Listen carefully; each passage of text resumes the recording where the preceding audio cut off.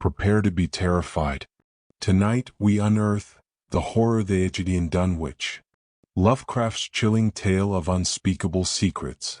You click to discover Dunwich's darkest monster, and you're about to witness Lovecraft at his most disturbing. But what exactly did the Whateley family hide, and why was this entity so horrifying it defied description? We're diving deep into the isolated village of Dunwich, where the inbred Whateley family guards a truly monstrous secret, born of forbidden rituals and ancient cosmic entities. This video will explore how Lovecraft crafted a creature so terrifying its true form could drive men mad, and how this particular horror connects directly to the terrifying old ones of the Cthulhu Mythos. Prepare for a journey into the unsettling heart of one of Lovecraft's most iconic tales. If you're ready to confront the unseen terror, hit that like button, let us know in the comments if you think any place could truly hide such a thing, and subscribe for more encounters with cosmic dread. The Dunwich Horror by H.P. Lovecraft. Chapter 1. When a traveler in north-central Massachusetts takes the wrong fork at the junction of the Aylesbury Pike, just beyond Dean's Corners, he comes upon a lonely and curious country. The ground gets higher, and the briar-bordered stone walls press closer and closer against the ruts of the dusty, curving road. The trees of the frequent forest belts seem too large, and the wild weeds, brambles, and grasses attain a luxuriance not often found in settled regions. At the same time, the planted fields appear singularly few and barren, while the sparsely scattered houses wear a surprisingly uniform aspect of age, squalor, and dilapidation. Without knowing why, one hesitates to ask directions from the gnarled, solitary figures spied now and then on crumbling doorsteps or on the sloping, rock-strewn meadows. Those figures are so silent and furtive that one feels somehow confronted by forbidden things, with which it would be better to have nothing to do. When a rise in the road brings the mountains into view above the deep woods, the feeling of strange uneasiness is increased. The summits are too rounded and symmetrical to give a sense of comfort and naturalness, and sometimes the sky silhouettes with especially clearness the queer circles of tall stone pillars with which most of them are crowned. Gorges and ravines of problematic depth intersect the way, and the crude wooden bridges always seem of dubious safety. When the road dips again, there are stretches of marshland that one instinctively dislikes, and indeed almost fears at evening when unseen whippoorwills chatter, and the fireflies come out in abnormal profusion to dance to the raucous, creepily insistent rhythms of stridently piping bullfrogs. The thin, shining line of the Miskatonic's upper reaches has an oddly serpent-like suggestion as it winds close to the feet of the domed hills among which it rises. As the hills draw nearer, one heeds their wooded sides more than their stone-crowned tops. Those sides loom up so darkly and precipitously that one wishes they would keep their distance, but there is no road by which to escape them. Across a covered bridge, one sees a small village huddled between the stream and the vertical slope of Round Mountain, and wonders at the cluster of rotting gambrel roofs, attesting to an earlier architectural period than that of the neighboring region. It is not reassuring to see, on a closer glance, that most of the houses are deserted and falling to ruin, and that the broken-steepled church now harbors the once slovenly mercantile establishment of the hamlet. One dreads to trust the tenebrous tunnel of the bridge, yet there is no way to avoid it. Once across, it is hard to prevent the impression of a faint, malign odor about the village street, as of the massed mold and decay of centuries. It is always a relief to get clear of the place, and to follow the narrow road around the base of the hills and across the level country beyond until it rejoins the Aylesbury Pike. Afterward, one sometimes learns that one has been through Dunwich. Outsiders visit Dunwich as seldom as possible, and since a certain season of horror, all the signboards pointing toward it have been taken down. The scenery, judged by any ordinary aesthetic standard, is more than commonly beautiful, yet there is no influx of artists or summer tourists. 2 centuries ago, when talk of witch blood, Satan worship, and strange forest presences was not laughed at, it was the custom to give reasons for avoiding the locality. In our sensible age, since the Dunwich Horror of 1928 was hushed up by those who had the town's and the world's welfare at heart, people shun it without knowing exactly why. Perhaps one reason, though it cannot apply to uninformed strangers, is that the natives are now repellently decadent, having gone far along that path of retrogression so common in many New England backwaters. They have come to form a race by themselves, with the well-defined mental and physical stigmata of degeneracy and inbreeding. The average of their intelligence is woefully low, whilst their annals reek of overt viciousness and of half-hidden murders, incests, and deeds of almost unnameable violence and perversity. The old gentry, representing the 2 or 3 armigerous families which came from Salem in 1692, have kept somewhat above the general level of decay, though many branches are sunk into the sordid populace so deeply that only their names remain as a key to the origin they disgrace. Some of the Whateleys and bishops still send their eldest sons to Harvard and Miskatonic, though those sons seldom return to the moldering gambrel roofs under which they and their ancestors were born. No one, even those who have the facts concerning the recent horror, can say just what is the matter with Dunwich, though old legends speak of unhallowed rites and conclaves of the Indians, amidst which they called forbidden shapes of shadow out of the great rounded hills, and made wild orgiastic prayers that were answered by loud crackings and rumblings from the ground below. In 1747, the Reverend Abijah Hoadley, newly come to the Congregational Church at Dunwich Village, preached a memorable sermon on the close presence of Satan and his imps, in which he said, "It must be allowed that these blasphemies of an infernal train of demons are matters of too common knowledge to be denied. The cursed voices of Azazel and Buzrael, of Beelzebub and Belial, are heard now from underground by a score of credible witnesses now living. I myself did not more than a fortnight ago catch a very plain discourse of evil powers in the hill behind my house, wherein there were a rattling and rolling, groaning, screeching, and hissing, such as no things of this earth could raise up, and which must needs have come from those caves that only black magic can discover, and only the devil unlock." Mr. Hoadley disappeared soon after delivering this sermon, but the text, printed in Springfield, is still extant. Noises in the hills continue to be reported from year to year, and still form a puzzle to geologists and physiographers. Other traditions tell of foul odors near the hill-crowning circles of stone pillars, and of rushing airy presences to be heard faintly at certain hours from stated points at the bottom of the great ravines, while still others try to explain the Devil's Hop Yard, a bleak, blasted hillside where no tree, shrub, or grass blade will grow. Then, too, the natives are mortally afraid of the numerous whippoorwills which grow vocal on warm nights. It is vowed that the birds are psychopomps lying in wait for the souls of the dying, and that they time their eerie cries in unison with the sufferer's struggling breath.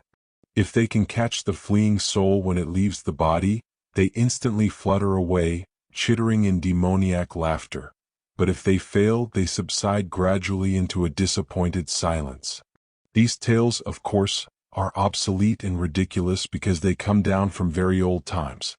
Dunwich is indeed ridiculously old, older by far than any of the communities within 30 miles of it. South of the village, one may still spy the cellar walls and chimney of the ancient Bishop House, which was built before 1700, whilst the ruins of the mill at the Falls, built in 1806, form the most modern piece of architecture to be seen. Industry did not flourish here, and the 19th century factory movement proved short-lived. Oldest of all are the great rings of rough-hewn stone columns on the hilltops, but these are more generally attributed to the Indians than to the settlers. Deposits of skulls and bones, found within these circles and around the sizable table-like rock on Sentinel Hill, sustain the popular belief that such spots were once the burial places of the Pecumtucks, even though many ethnologists, disregarding the absurd improbability of such a theory, persist in believing the remains Caucasian. Chapter 2. It was in the township of Dunwich, in a large and partly inhabited farmhouse set against a hillside 4 miles from the village and 1.5 miles from any other dwelling, that Wilbur Whateley was born at 5 a.m. on Sunday, the 2nd of February, 1913. This date was recalled because it was Candlemas, which people in Dunwich curiously observe under another name, and because the noises in the hills had sounded, and all the dogs of the countryside had barked persistently throughout the night before. Less worthy of notice was the fact that the mother was one of the decadent Whateleys, a somewhat deformed, unattractive albino woman of 35, living with an aged and half-insane father about whom the most frightful tales of wizardry had been whispered in his youth. Lavinia Whateley had no known husband, but according to the custom of the region made no attempt to disavow the child, concerning the other side of whose ancestry the country folk might, and did, speculate as widely as they chose. On the contrary, she seemed strangely proud of the dark, goatish-looking infant who formed such a contrast to her own sickly and pink-eyed albinism, and was heard to mutter many curious prophecies about its unusual powers and tremendous future. Lavinia was one who would be apt to mutter such things, for she was a lone creature given to wandering amidst thunderstorms in the hills and trying to read the great odorous books which her father had inherited through 2 centuries of Whateleys, and which were fast falling to pieces with age and wormholes. She had never been to school, but was filled with disjointed scraps of ancient lore that old Whateley had taught her. The remote farmhouse had always been feared because of old Whateley's reputation for black magic, and the unexplained death by violence of Mrs. Whateley when Lavinia was 12 years old had not helped to make the place popular. Isolated among strange influences, Lavinia was fond of wild and grandiose daydreams and singular occupations, nor was her leisure much taken up by household cares in a home from which all standards of order and cleanliness had long since disappeared. There was a hideous screaming which echoed above even the hill noises and the dogs barking on the night Wilbur was born, but no known doctor or midwife presided at his coming. Neighbors knew nothing of him until a week afterward, when old Whateley drove his sleigh through the snow into Dunwich village and discoursed incoherently to the group of loungers at Osborne's general store. There seemed to be a change in the old man, an added element of furtiveness in the clouded brain which subtly transformed him from an object to a subject of fear, though he was not one to be perturbed by any common family event. Amidst it all he showed some trace of the pride later noticed in his daughter, and what he said of the child's paternity was remembered by many of his hearers years afterward. "I don't care what folks think. If Lavini's boy looked like his pa, he wouldn't look like nothing you expect. You needn't think the only folks is the folks hereabouts. Lavini's read some, and has seen some things the most of you only tell about. I calculate her man is as good a husband as you can find this side of Aylesbury, and if you knew as much about the hills as I do, you wouldn't ask no better church wedding than hers. Let me tell you something. Someday you folks'll hear a child of Lavini's calling its father's name on the top of Sentinel Hill." The only persons who saw Wilbur during the first month of his life were old Zechariah Whateley, of the undecayed Whateleys, and Earl Sawyer's common-law wife, Mamie Bishop. Mamie's visit was frankly one of curiosity, and her subsequent tales did justice to her observations. But Zechariah came to lead a pair of Alderney cows which old Whateley had bought of his son Curtis.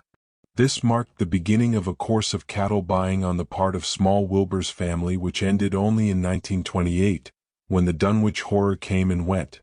Yet at no time did the ramshackle Whateley barn seem overcrowded with livestock. There came a period when people were curious enough to steal up and count the herd that grazed precariously on the steep hillside above the old farmhouse, and they could never find more than 10 or 12 anemic, bloodless-looking specimens.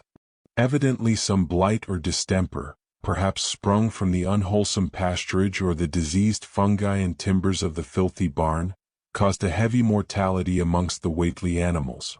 Odd wounds or sores, having something of the aspect of incisions, seemed to afflict the visible cattle, and once or twice during the earlier months certain callers fancied they could discern similar sores about the throats of the gray, unshaven old man and his slatternly, crinkly-haired albino daughter. In the spring after Wilbur's birth, Lavinia resumed her customary rambles in the hills, bearing in her misproportioned arms the swarthy child.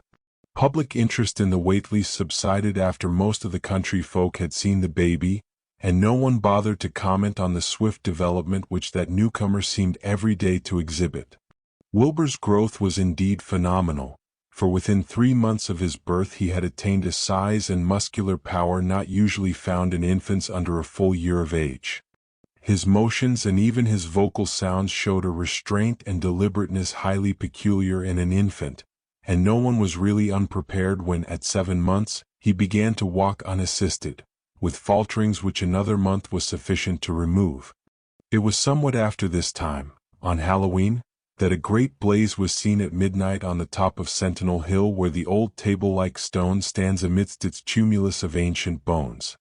Considerable talk was started when Silas Bishop, of the Undecayed Bishops, mentioned having seen the boy running sturdily up that hill ahead of his mother about an hour before the blaze was remarked. Silas was rounding up a stray heifer, but he nearly forgot his mission when he fleetingly spied the 2 figures in the dim light of his lantern. They darted almost noiselessly through the underbrush, and the astonished watcher seemed to think they were entirely unclothed. Afterward, he could not be sure about the boy, who may have had some kind of a fringed belt and a pair of dark trunks or trousers on. Wilbur was never subsequently seen alive and conscious without complete and tightly buttoned attire, the disarrangement or threatened disarrangement of which always seemed to fill him with anger and alarm. His contrast with his squalid mother and grandfather in this respect was thought very notable until the horror of 1928 suggested the most valid of reasons. The next January, gossips were mildly interested in the fact that Lavini's black brat had commenced to talk, and at the age of only 11 months. His speech was somewhat remarkable both because of its difference from the ordinary accents of the region, and because it displayed a freedom from infantile lisping of which many children of 3 or 4 might well be proud. The boy was not talkative, yet when he spoke he seemed to reflect some elusive element wholly unpossessed by Dunwich and its denizens. The strangeness did not reside in what he said, or even in the simple idioms he used, but seemed vaguely linked with his intonation or with the internal organs that produced the spoken sounds. His facial aspect, too, was remarkable for its maturity, for though he shared his mother's and grandfather's chinlessness, his firm and precociously shaped nose united with the expression of his large, dark, almost Latin eyes to give him an air of quasi-adulthood and well-nigh preternatural intelligence. He was, however, exceedingly ugly despite his appearance of brilliancy, there being something almost goatish or animalistic about his thick lips, large-pored, yellowish skin, coarse crinkly hair, and oddly elongated ears. He was soon disliked even more decidedly than his mother and grandsire, and all conjectures about him were spiced with references to the bygone magic of old Whateley, and how the hills once shook when he shrieked the dreadful name of Yog-Sothoth in the midst of a circle of stones with a great book open in his arms before him. Dogs abhorred the boy, and he was always obliged to take various defensive measures against their barking menace. Chapter 3. Meanwhile, old Whateley continued to buy cattle without measurably increasing the size of his herd. He also cut timber and began to repair the unused parts of his house, a spacious, peaked-roofed affair whose rear end was buried entirely in the rocky hillside, and whose 3 least-ruined ground-floor rooms had always been sufficient for himself and his daughter. There must have been prodigious reserves of strength in the old man to enable him to accomplish so much hard labor, and though he still babbled dementedly at times, his carpentry seemed to show the effects of sound calculation. It had already begun as soon as Wilbur was born, when one of the many tool sheds had been put suddenly in order, clapboarded, and fitted with a stout fresh lock. Now, in restoring the abandoned upper story of the house, he was no less a thorough craftsman. His mania showed itself only in his tight boarding up of all the windows in the reclaimed section, though many declared that it was a crazy thing to bother with the reclamation at all. Less inexplicable was his fitting up of another downstairs room for his new grandson, a room which several callers saw, though no one was ever admitted to the closely boarded upper story. This chamber he lined with tall, firm shelving, along which he began gradually to arrange, in apparently careful order, all the rotting ancient books and parts of books which during his own day had been heaped promiscuously in odd corners of the various rooms. "I made some use of him," he would say as he tried to mend a torn black-letter page with paste prepared on the rusty kitchen stove, but the boy's fit to make better use of 'em. He'd ought to have 'em as well set as he can, for they're going to be all of his learning. When Wilbur was a year and 7 months old, in September of 1914, his size and accomplishments were almost alarming. He had grown as large as a child of 4, and was a fluent and incredibly intelligent talker. He ran freely about the fields and hills, and accompanied his mother on all her wanderings. At home, he would pore diligently over the queer pictures and charts in his grandfather's books, while old Whateley would instruct and catechize him through long hushed afternoons. By this time, the restoration of the house was finished, and those who watched it wondered why one of the upper windows had been made into a solid plank door. It was a window in the rear of the east gable end, close against the hill, and no one could imagine why a cleated wooden runway was built up to it from the ground. About the period of this work's completion, people noticed that the old tool house, tightly locked and windowlessly clapboarded since Wilbur's birth, had been abandoned again. The door swung listlessly open, and when Earl Sawyer once stepped within after a cattle-selling call on old Whateley, he was quite discomposed by the singular odor he encountered, such a stench, he averred, as he had never before smelt in all his life except near the Indian circles on the hills, and which could not come from anything sane or of this earth. But then, the homes and sheds of Dunwich folk have never been remarkable for olfactory immaculateness. The following months were void of visible events, save that everyone swore to a slow but steady increase in the mysterious hill noises. On May Eve of 1915, there were tremors which even the Aylesbury people felt, whilst the following Halloween produced an underground rumbling queerly synchronized with bursts of flame, them which Whateley's doings, from the summit of Sentinel Hill. Wilbur was growing up uncannily so that he looked like a boy of 10 as he entered his 4th year.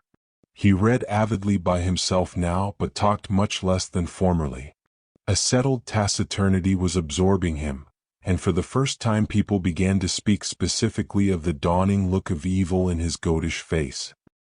He would sometimes mutter an unfamiliar jargon, and chant in bizarre rhythms which chilled the listener with a sense of unexplainable terror. The aversion displayed toward him by dogs had now become a matter of wide remark, and he was obliged to carry a pistol in order to traverse the countryside in safety. His occasional use of the weapon did not enhance his popularity amongst the owners of canine guardians. The few callers at the house would often find Lavinia alone on the ground floor, while odd cries and footsteps resounded in the boarded-up 2nd story. She would never tell what her father and the boy were doing up there, though once she turned pale and displayed an abnormal degree of fear when a jocose fish peddler tried the locked door leading to the stairway. That peddler told the store loungers at Dunwich Village that he thought he heard a horse stamping on that floor above. The loungers reflected, thinking of the door and runway, and of the cattle that so swiftly disappeared. Then they shuddered as they recalled tales of old Whateley's youth, and of the strange things that are called out of the earth when a bullock is sacrificed at the proper time to certain heathen gods. It had for some time been noticed that dogs had begun to hate and fear the whole Whateley place as violently as they hated and feared young Wilbur personally. In 1917 the war came, and Squire Sawyer Whateley, as chairman of the local draft board, had hard work finding a quota of young Dunwich men fit even to be sent to a development camp.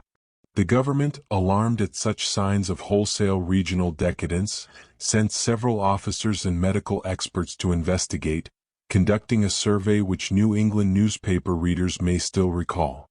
It was the publicity attending this investigation which set reporters on the track of the Whateleys, and caused the Boston Globe and Arkham Advertiser to print flamboyant Sunday stories of young Wilbur's precociousness, old Whately's black magic, the shelves of strange books, the sealed 2nd story of the ancient farmhouse, and the weirdness of the whole region and its hill noises. Wilbur was 4.5 then and looked like a lad of 15. His lips and cheeks were fuzzy with a coarse dark down, and his voice had begun to break. Earl Sawyer went out to the Whateley place with both sets of reporters and cameramen, and called their attention to the queer stench which now seemed to trickle down from the sealed upper spaces. It was, he said, exactly like a smell he had found in the tool shed abandoned when the house was finally repaired, and like the faint odors which he sometimes thought he caught near the stone circles on the mountains. Dunwich folk read the stories when they appeared and grinned over the obvious mistakes. They wondered, too, why the writers made so much of the fact that old Whateley always paid for his cattle in gold pieces of extremely ancient date. The Whateleys had received their visitors with ill-concealed distaste, though they did not dare court further publicity by violent resistance or refusal to talk. Chapter 4. For a decade, the Whateley story blends indistinguishably into the general life of a morbid community, accustomed to their strange ways and hardened to their May Eve and All Hallows rituals. Twice a year they would light fires on top of Sentinel Hill. During these times, the mountain rumblings recurred with increasing violence. In all other seasons, strange and ominous events took place at the lonely farmhouse. Over time, visitors claimed to hear sounds in the sealed upper story, even when the entire family was downstairs. They wondered how quickly or how slowly a cow or bullock was typically sacrificed. There was talk of a complaint to the Society for the Prevention of Cruelty to Animals, but nothing ever came of it. Dunwich folk are never eager to draw attention to themselves from the outside world. Around 1923, when Wilbur was a boy of 10, though his mind, voice, stature, and bearded face gave all impressions of maturity, a second major period of carpentry began at the old house. It was all happening inside the sealed upper part. From discarded lumber, people concluded that the boy and his grandfather had removed all the partitions and even the attic floor. This left only one vast open void between the ground floor and the peaked roof. They had also torn down the great central chimney and fitted the rusty range with a flimsy outside tin stovepipe. The spring after this event, old Whateley noticed the growing number of whippoorwills that came out of Cold Spring Glen to chirp under his window at night. He seemed to view this as highly significant, telling the loungers at Osborne's that he believed his time was almost upon him. "They whistle just in tune with my breathing now," he said, "and I guess they're getting ready to catch my soul. They know it's going out and don't mean to miss it. You'll know, boys, after I'm gone, whether they get me or not. If they do, they'll keep up their singing and laughing until daybreak. If they don't, they'll quiet down. I expect they and the souls they hunt for have some pretty tough tussles sometimes." On Lammas night, 1924, Dr. Houghton of Aylesbury was urgently called by Wilbur Whateley.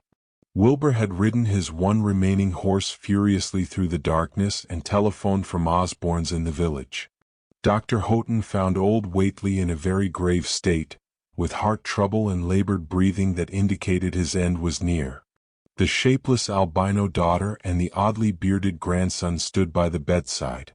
From the empty space overhead came a disquieting suggestion of rhythmical surging or lapping, like waves on a level beach. The doctor, however, was most disturbed by the chattering night birds outside, a seemingly limitless legion of whippoorwills that cried their endless message in repetitions timed diabolically to the dying man's wheezing gasps. It was uncanny and unnatural. Too much, thought Dr. Houghton, like the entire region he had so reluctantly entered in response to the urgent call. Toward 1 o'clock, old Whateley regained consciousness. He interrupted his wheezing to choke out a few words to his grandson. "More space, Willie, more space soon. You grow, and that grows faster. It'll be ready to serve you soon, boy. Open up the gates to Yog-Sothoth with the long chant you'll find on page 751 of the complete edition, and then put a match to the prison. Fire from earth can't burn it anyway." He was clearly quite mad. After a pause, during which the flock of whippoorwills outside adjusted their cries to the altered tempo, and strange hill noises came from afar, he added another sentence or two. "Feed it regularly, Willie, and mind the quantity. But don't let it grow too fast for the place. If it breaks quarters or gets out before you open to Yog-Sothoth, it's all over and useless. Only those from beyond can make it multiply and work. Only them, the old ones who want to come back." But speech gave way to gasps again, and Lavinia screamed at how the whippoorwills followed the change. It continued like this for more than an hour until the final throaty rattle came. Dr. Houghton drew the shrunken lids over the glazing gray eyes as the tumult of birds faded imperceptibly to silence. Lavinia sobbed, but Wilbur only chuckled while the hill noises rumbled faintly. "They didn't get him," he muttered in his heavy bass voice. Wilbur was by this time a scholar of truly tremendous, if one-sided erudition. He was quietly known through correspondence to many librarians in distant places where rare and forbidden old books were kept.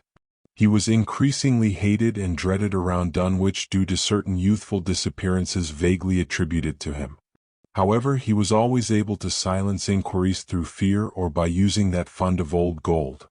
This fund, as in his grandfather's time, continued to be spent regularly and increasingly on buying cattle. He was now tremendously mature in appearance, and his height, having reached the normal adult limit, seemed inclined to grow beyond it. In 1925, when a scholarly correspondent from Miskatonic University called upon him one day and departed pale and puzzled, Wilbur was fully 6¾ feet tall.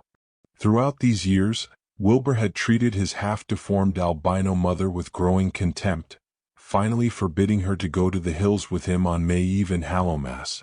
In 1926, the poor creature complained to Mamie Bishop of being afraid of him. "There's more about him that I know than I can tell you, Mamie," she said, "and nowadays there's more than what I know myself. I vow before God, I don't know what he wants or what he's trying to do." Chapter 4. For a decade, the Whateley story blends indistinguishably into the general life of a morbid community, accustomed to their strange ways and hardened to their May Eve and All Hallows rituals. Twice a year they would light fires on top of Sentinel Hill. During these times, the mountain rumblings recurred with increasing violence. In all other seasons, strange and ominous events took place at the lonely farmhouse. Over time, visitors claimed to hear sounds in the sealed upper story, even when the entire family was downstairs. They wondered how quickly or how slowly a cow or bullock was typically sacrificed. There was talk of a complaint to the Society for the Prevention of Cruelty to Animals, but nothing ever came of it. Dunwich folk are never eager to draw attention to themselves from the outside world. Around 1923, when Wilbur was a boy of 10, though his mind, voice, stature, and bearded face gave all impressions of maturity, a second major period of carpentry began at the old house. It was all happening inside the sealed upper part. From discarded lumber, people concluded that the boy and his grandfather had removed all the partitions and even the attic floor. This left only one vast open void between the ground floor and the peaked roof. They had also torn down the great central chimney and fitted the rusty range with a flimsy outside tin stovepipe. The spring after this event, old Whateley noticed the growing number of whippoorwills that came out of Cold Spring Glen to chirp under his window at night. He seemed to view this as highly significant, telling the loungers at Osborne's that he believed his time was almost upon him. "They whistle just in tune with my breathing now," he said, "and I guess they're getting ready to catch my soul. They know it's going out and don't mean to miss it. You'll know, boys, after I'm gone, whether they get me or not. If they do, they'll keep up their singing and laughing until daybreak. If they don't, they'll quiet down. I expect they and the souls they hunt for have some pretty tough tussles sometimes." On Lammas night, 1924, Dr. Houghton of Aylesbury was urgently called by Wilbur Whateley. Wilbur had ridden his one remaining horse furiously through the darkness and telephoned from Osborne's in the village. Dr. Houghton found old Whateley in a very grave state, with heart trouble and labored breathing that indicated his end was near. The shapeless albino daughter and the oddly bearded grandson stood by the bedside. From the empty space overhead came a disquieting suggestion of rhythmical surging or lapping, like waves on a level beach. The doctor, however, was most disturbed by the chattering night birds outside, a seemingly limitless legion of whippoorwills that cried their endless message in repetitions timed diabolically to the dying man's wheezing gasps. It was uncanny and unnatural. Too much, thought Dr. Houghton, like the entire region he had so reluctantly entered in response to the urgent call. Toward 1 o'clock, old Whateley regained consciousness. He interrupted his wheezing to choke out a few words to his grandson. "More space, Willie, more space soon. You grow, and that grows faster. It'll be ready to serve you soon, boy. Open up the gates to Yog-Sothoth with the long chant you'll find on page 751 of the complete edition, and then put a match to the prison. Fire from earth can't burn it anyway." He was clearly quite mad. After a pause, during which the flock of whippoorwills outside adjusted their cries to the altered tempo, and strange hill noises came from afar, he added another sentence or two. "Feed it regularly, Willie, and mind the quantity. But don't let it grow too fast for the place. If it breaks quarters or gets out before you open to Yog-Sothoth, it's all over and useless. Only those from beyond can make it multiply and work. Only them, the old ones who want to come back." But speech gave way to gasps again, and Lavinia screamed at how the whippoorwills followed the change. It continued like this for more than an hour until the final throaty rattle came. Dr. Houghton drew the shrunken lids over the glazing gray eyes as the tumult of birds faded imperceptibly to silence.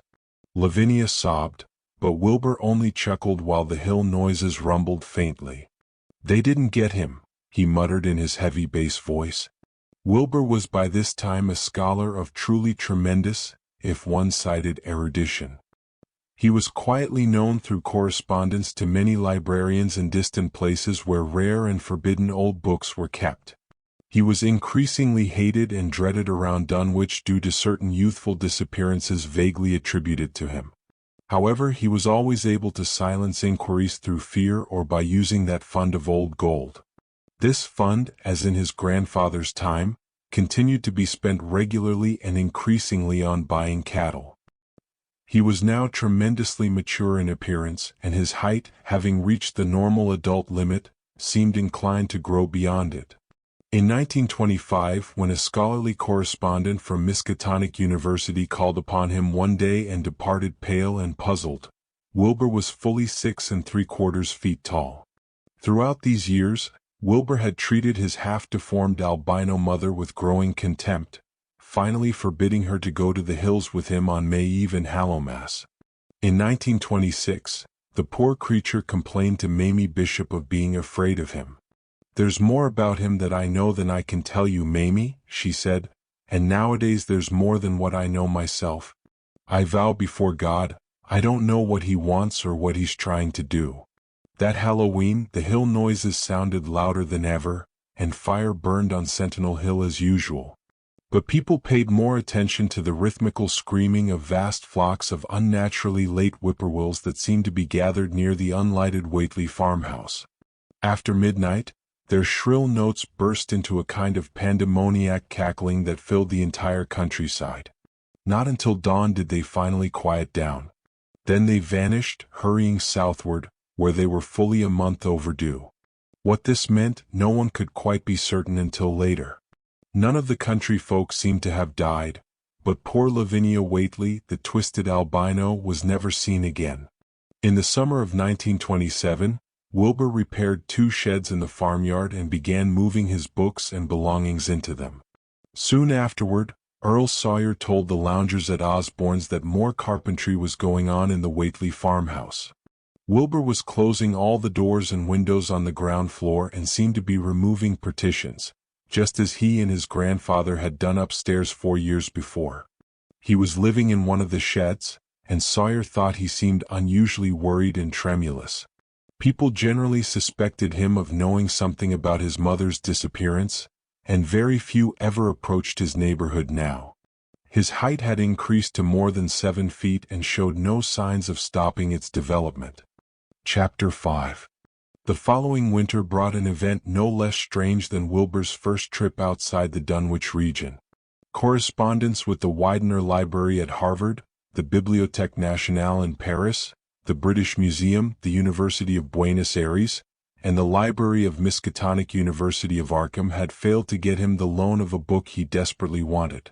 So at last he set out in person, shabby, dirty, bearded, and uncouth in his dialect, to consult the copy at Miskatonic, which was geographically nearest to him.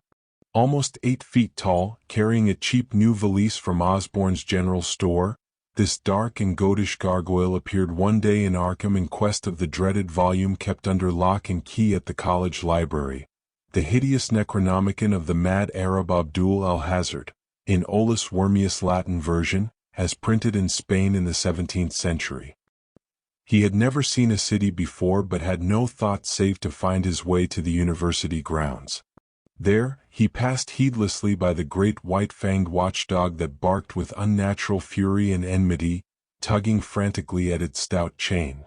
Wilbur had with him the priceless but imperfect copy of Dr. D's English version that his grandfather had bequeathed him. Upon gaining access to the Latin copy, he immediately began to compare the two texts, aiming to discover a certain passage that would have appeared on the 751st page of his own defective volume. He could not civilly refrain from telling this much to the librarian, the same erudite Henry Armitage, with degrees from Miskatonic, Princeton, and Johns Hopkins, who had once called at the farm. Armitage now politely plied him with questions. Wilbur had to admit he was looking for a kind of formula or incantation containing the frightful name Yog-Sothoth. He was puzzled to find discrepancies, duplications, and ambiguities that made its determination far from easy.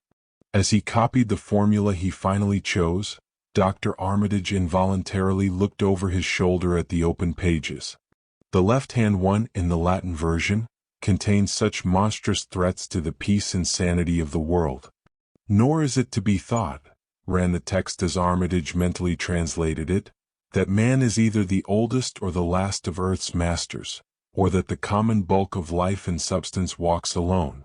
The old ones were, the old ones are, and the old ones shall be.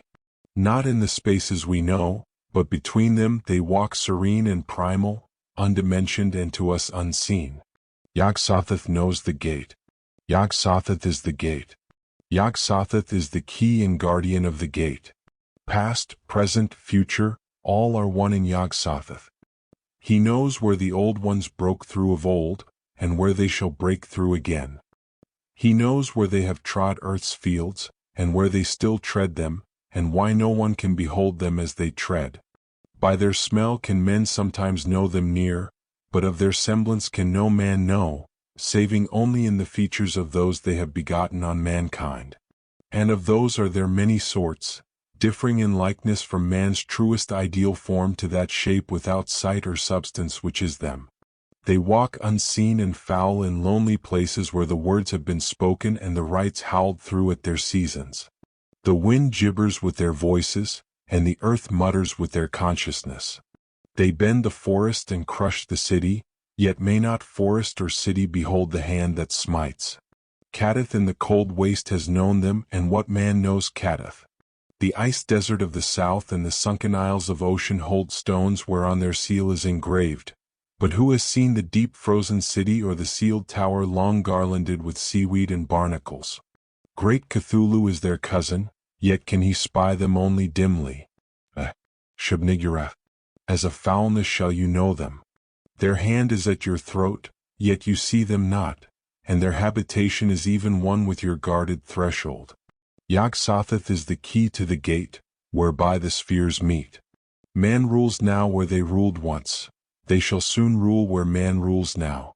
After summer is winter, and after winter summer. They wait patient and potent, for here shall they reign again. Dr. Armitage, connecting what he was reading with what he had heard of Dunwich and its brooding presences, and of Wilbur Whateley and his dim, hideous aura that stretched from a dubious birth to a cloud of probable matricide, felt a wave of fright as tangible as a draught of the tomb's cold clamminess. The bent, goatish giant before him seemed like the spawn of another planet or dimension, like something only partly human, and linked to black gulfs of essence and entity that stretched like titanic phantasms beyond all spheres of force and matter, space and time. Presently, Wilbur raised his head and began speaking in that strange, resonant fashion which hinted at sound-producing organs unlike those of ordinary humankind. "Mr. Armitage," he said, "I believe I've got to take that book home. There are things in it I've got to try under certain conditions that I can't get here, and it would be a mortal sin to let a red tape rule hold me up. Let me take it along, sir, and I'll swear that nobody will know the difference. I don't need to tell you I'll take good care of it. It wasn't me that put this copy in the shape it's in." He stopped as he saw firm denial on the librarian's face, and his own goatish features grew crafty. Armitage, half ready to tell him he might make a copy of the parts he needed, suddenly thought of the possible consequences and stopped himself. There was too much responsibility in giving such a being the key to such blasphemous outer spheres. Whateley saw how things stood and tried to respond lightly. "Well, all right if you feel that way about it. Maybe Harvard won't be so fussy as you are." And without saying more, he rose and strode out of the building, stooping at each doorway. Armitage heard the savage yelping of the great watchdog and studied Whateley's gorilla-like lope as he crossed the bit of campus visible from the window. He thought of the wild tales he had heard and recalled the old Sunday stories in the Advertiser. These things, and the lore he had picked up from Dunwich rustics and villagers during his one visit there. Unseen things not of Earth, or at least not of three-dimensional Earth, rushed fetid and horrible through New England's glens and brooded obscenely on the mountaintops. Of this he had long felt certain. Now he seemed to sense the close presence of some terrible part of the intruding horror, and to glimpse a hellish advance in the black dominion of the ancient and once passive nightmare. He locked away the Necronomicon with a shudder of disgust, but the room still reeked with an unholy and unidentifiable stench. "As a foulness shall you know them," he quoted. Yes, the odor was the same as that which had sickened him at the Whateley farmhouse less than 3 years before. He thought of Wilbur, goatish and ominous, once again, and laughed mockingly at the village rumors of his parentage. "Inbreeding?" Armitage muttered half aloud to himself. "Great God, what simpletons! Show them Arthur Macken's Great God Pan and they'll think it a common Dunwich scandal. But what thing, what cursed shapeless influence on or off this three-dimensioned earth, was Wilbur Whateley's father? Born on Candlemas, 9 months after May Eve of 1912, when the talk about the queer earth noises reached clear to Arkham. What walked on the mountains that May night? What Rudma's horror fastened itself on the world in half-human flesh and blood? During the ensuing weeks, Dr. Armitage set about collecting all possible data on Wilbur Whateley and the formless presences around Dunwich. He communicated with Dr. Houghton of Aylesbury, who had attended old Whateley in his last illness, and found much to ponder in the grandfather's last words as quoted by the physician. A visit to Dunwich village failed to bring out much that was new. But a close survey of the Necronomicon, in those parts that Wilbur had sought so avidly, seemed to supply new and terrible clues to the nature, methods, and desires of the strange evil so vaguely threatening this planet. Talks with several students of archaic lore in Boston, and letters to many others elsewhere, brought him growing amazement, which slowly passed through varied degrees of alarm to a state of really acute spiritual fear. As the summer drew on, he felt dimly that something ought to be done about the lurking terrors of the upper Miskatonic Valley, and about the monstrous being known to the human world as Wilbur Whateley. Chapter 6. The Dunwich Horror itself arrived between Lammas and the equinox in 1928, and Dr. Armitage was among those who witnessed its monstrous prologue. Meanwhile, he had heard of Whateley's grotesque trip to Cambridge and his frantic efforts to borrow or copy from the Necronomicon at the Widener Library. Those efforts had been in vain, as Armitage had issued warnings of the keenest intensity to all librarians in charge of the dreaded volume. Wilbur had been shockingly nervous at Cambridge, anxious for the book, yet almost equally anxious to get home again, as if he feared the results of being away for long. Early in August, the half-expected outcome developed. In the small hours of the 3rd, Dr. Armitage was awakened suddenly by the wild, fierce cries of the savage watchdog on the college campus. Deep and terrible, the snarling, half-mad growls and barks continued, always increasing in volume, but with hideously significant pauses. Then there rang out a scream from a wholly different throat, a scream that roused half the sleepers of Arkham and haunted their dreams ever afterward, a scream that could come from not being born of earth or wholly of earth. Armitage, hastily dressing and rushing across the street and lawn to the college buildings, saw that others were ahead of him and heard the echoes of a burglar alarm still shrilling from the library. An open window showed black and gaping in the moonlight. Whatever had come had indeed completed its entrance, for the barking and screaming, now fast fading into a mixed low growling and moaning, proceeded unmistakably from within. Some instinct warned Armitage that what was taking place was not a sight for unfortified eyes. So he brushed back the crowd with authority as he unlocked the vestibule door. Among the others, he saw Professor Warren Rice and Dr. Francis Morgan, men to whom he had told some of his conjectures and misgivings. He motioned for these two to accompany him inside. The inward sounds, except for a watchful droning whine from the dog, had by this time quite subsided. But Armitage now perceived with a sudden start that a loud chorus of whippoorwills among the shrubbery had commenced a damnably rhythmical piping, as if in unison with the last breaths of a dying man. The building was full of a frightful stench that Dr. Armitage knew too well. The three men rushed across the hall to the small genealogical reading room, from where the low whining came. For a second, nobody dared to turn on the light.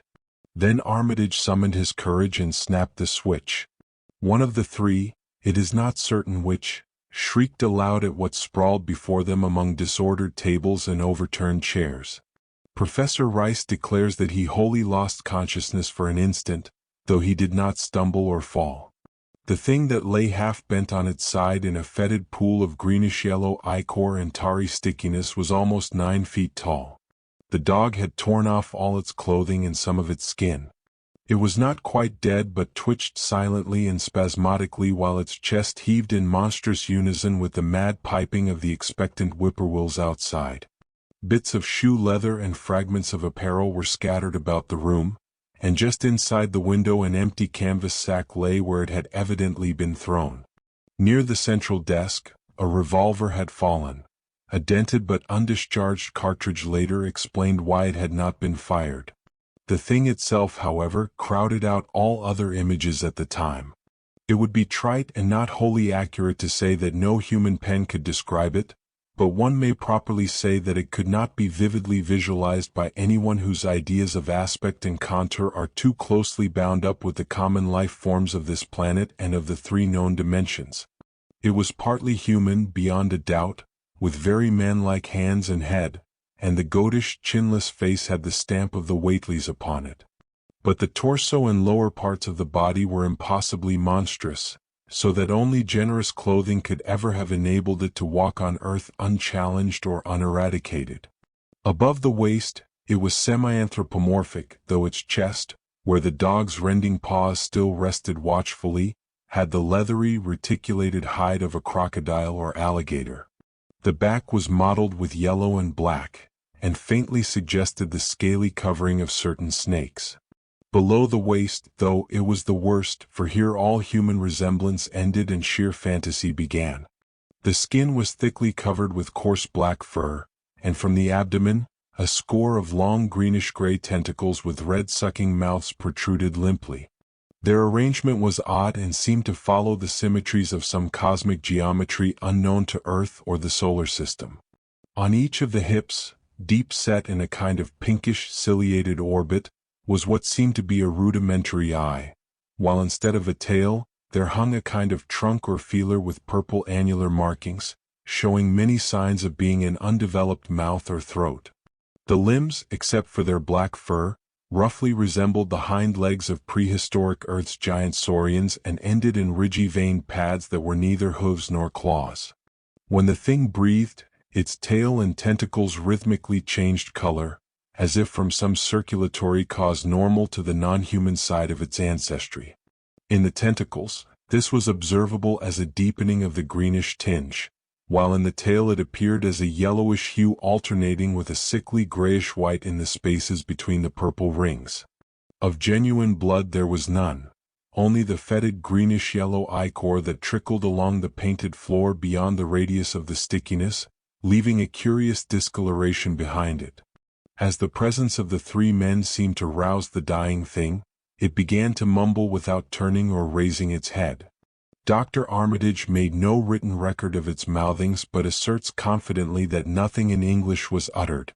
At first, the syllables defied all correlation with any speech of Earth, but toward the last, there came some disjointed fragments evidently taken from the Necronomicon, that monstrous blasphemy in quest of which the thing had perished. These fragments, as Armitage recalls them, ran something like, Nai Ngaga Bugshagig Waiha, Yag-Sotheth.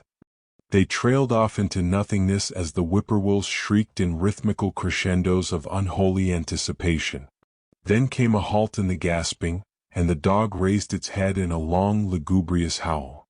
A change came over the yellow, goatish face of the prostrate thing, and the great black eyes sank appallingly.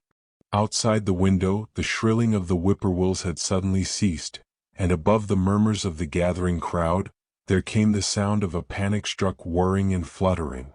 Against the moon, vast clouds of feathery watchers rose and raced from sight, frantic at that which they had sought for prey. All at once, the dog started up abruptly, gave a frightened bark, and leaped nervously out of the window by which it had entered. A cry rose from the crowd, and Dr. Armitage shouted to the men outside that no one must be admitted until the police or medical examiner came. He was thankful that the windows were just too high to permit peering in and drew the dark curtains carefully down over each one. By this time, 2 policemen had arrived, and Dr. Morgan, meeting them in the vestibule, was urging them for their own sakes to postpone entrance to the stench-filled reading room until the examiner came and the prostrate thing could be covered up. Meanwhile, frightful changes were taking place on the floor. One need not describe the kind and rate of shrinkage and disintegration that occurred before the eyes of Dr. Armitage and Professor Rice. But it is permissible to say that, aside from the external appearance of face and hands, the real human element in Wilbur Whateley must have been very small. When the medical examiner came, there was only a sticky whitish mass on the painted boards, and the monstrous odor had nearly disappeared. Apparently, Whateley had had no skull or bony skeleton, at least in any true or stable sense. He had taken somewhat after his unknown father. Chapter 7. Yet all this was only the beginning of the actual Dunwich Horror. Bewildered officials completed the necessary formalities. Abnormal details were kept from the press and public. Men were sent to Dunwich and Aylesbury to investigate property and notify potential heirs of the late Wilbur Whateley. They found the countryside in great turmoil, both from the growing rumblings beneath the domed hills and the increasing stench and surging lapping sounds from Whateley's boarded-up farmhouse. Earl Sawyer, who tended the horse and cattle during Wilbur's absence, had become severely nervous. The officials made excuses not to enter the foul, boarded-up house and were relieved to limit their inspection of the deceased's living quarters, the newly mended sheds, to a single visit. They filed a lengthy report at the courthouse in Aylesbury. Lawsuits concerning heirship are reportedly still ongoing among the many Whateleys, both prosperous and impoverished, of the upper Miskatonic Valley. An almost endless manuscript in strange characters, written in a large ledger, was found on the old bureau that served as its owner's desk. It was identified as a diary due to the spacing and variations in ink and penmanship. This presented a baffling puzzle to those who found it. After a week of debate, it was sent to Miskatonic University, along with the deceased's collection of strange books, for study and possible translation. However, even the best linguists soon realized it would not be easily deciphered. No trace of the ancient gold, with which Wilbur and old Whateley always paid their debts, has yet been discovered. It was on the dark night of September 9th that the horror broke loose. The hill noises had been very noticeable that evening, and dogs barked frantically all night. Early risers on the 10th noticed a peculiar stench in the air. Around 7 o'clock, Luther Brown, the hired boy at George Corey's, between Cold Spring Glen and the village, rushed frantically back from his morning trip to 10-acre meadow with the cows. He stumbled into the kitchen, almost convulsing with fright. In the yard outside, the no less frightened herd of cows were pawing and lowing pitifully, having followed the boy back in their shared panic. Between gasps, Luther tried to stammer out his tale to Mrs. Corey. Up there in the road beyond the glen, Mrs. Corey, there's something been there. It smells like thunder, and all the bushes and little trees are pushed back from the road as if a house had been moved along it.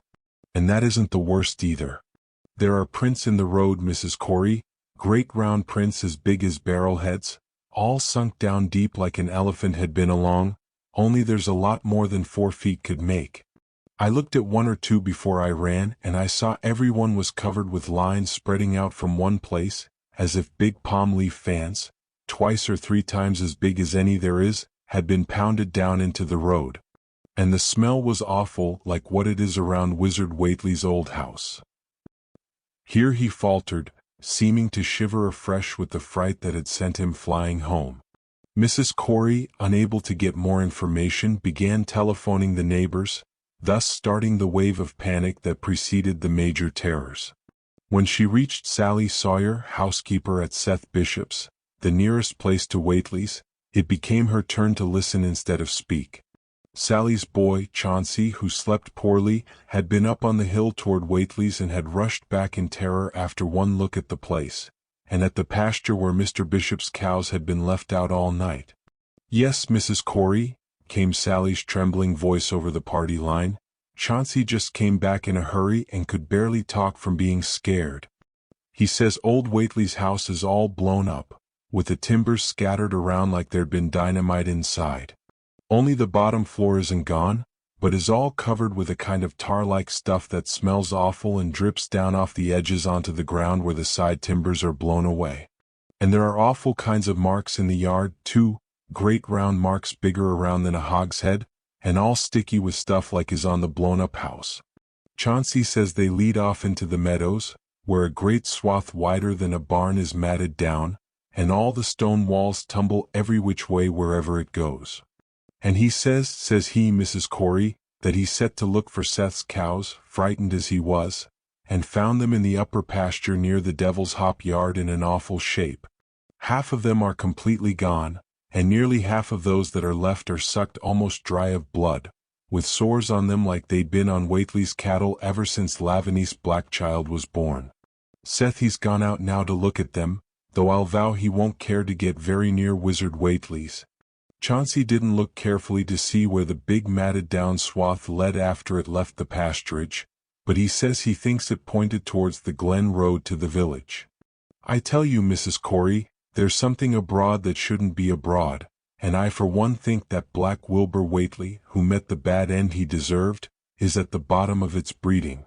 He wasn't all human himself, I always said to everybody. And I think he and old Whateley must have raised something in that nailed-up house that isn't even as human as he was. There've always been unseen things around Dunwich, living things, that aren't human and aren't good for human folks. The ground was talking last night, and towards morning Chauncey heard the whippoorwills so loud in Cold Spring Glen he couldn't sleep at all. Then he thought he heard another faint sound over towards Wizard Whateley's, a kind of ripping or tearing of wood, like some big box or crate was being opened far off. What with this and that, he didn't get to sleep at all until sunup. And no sooner was he up this morning, but he had to go over to Whateley's and see what was the matter. He saw enough, I tell you, Mrs. Corey. This doesn't mean any good, and I think all the menfolk ought to get up a party and do something. I know something awful is about, and feel my time is nigh, though only God knows just what it is. Did your Luther take account of where those big tracks led to? No. Well, Mrs. Corey, if they were on the Glen Road this side of the glen, and haven't gotten to your house yet, I calculate they must go into the glen itself. They would do that. I always say Cold Spring Glen isn't a healthy or decent place. The whippoorwills and fireflies there never did act like they were creatures of God, and there are those who say you can hear strange things rushing and talking in the air down there if you stand in the right place between the Rock Falls and Bears Denver. By that noon, fully 3/4 of the men and boys of Dunwich were traversing the roads and meadows between the newly made Whateley ruins and Cold Spring Glen. They examined in horror the vast, monstrous prints, the maimed bishop cattle, the strange, foul wreck of the farmhouse, and the bruised, matted vegetation of the fields and roadsides. Whatever had burst loose upon the world had surely gone down into the great sinister ravine. All the trees on the banks were bent and broken, and a great avenue had been gouged in the underbrush clinging to the precipice.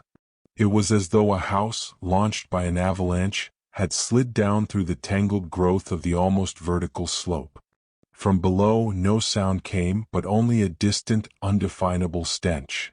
It is not to be wondered that the men preferred to stay on the edge and argue, rather than descend and confront the unknown cyclopean horror in its lair. 3 dogs that were with the party had barked furiously at first, but seemed cowed and reluctant when near the glen. Someone telephoned the news to the Aylesbury Transcript, but the editor, accustomed to wild tales from Dunwich, did no more than concoct a humorous paragraph about it, an item soon afterward reproduced by the Associated Press. That night everyone went home, and every house and barn was barricaded as stoutly as possible.